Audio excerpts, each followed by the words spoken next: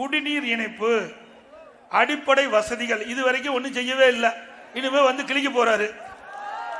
பிறப்பு சான்று, இறப்பு சான்று, புதிய சொத்து காலிமனை வரி விதிப்பு, பாதாள சாக்கடை இணைப்பு, சொத்து வரி பெயர் மாற்றம், கட்டிட அனுமதி, இப்படி ஏராளமா அடிச்சு கொடுத்துட்டாரு. செய்யவா போறாரு, கொடுக்கறதால கொடுக்குற நோட்டீஸ்ல இப்படி ஏராளமா அடிச்சு கொடுத்துட்டு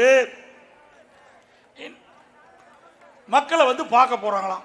இந்த அதிகாரிகள்லாம் வீடு வீட வந்து கதவை தட்டி இதை கொடுத்து இந்த குறையெல்லாம் நீக்கிறோம் நீங்க சொல்லுன்னு சொல்லி உங்ககிட்ட வந்து விசாரிக்க வர இருக்காங்க. அப்போ 4 ஆண்டு காலமா மக்களை திராவிட முன்னேற்ற கழக தலைவர் இன்றைய முதலமைச்சர் சிந்திக்கவில்லை என்பது அவரே ஒத்துக்கிட்டார்ல. இப்பதான் அடிப்படை வசதி வேணுமா, எப்படி செய்ய முடியும் ஒரு வருஷத்துல?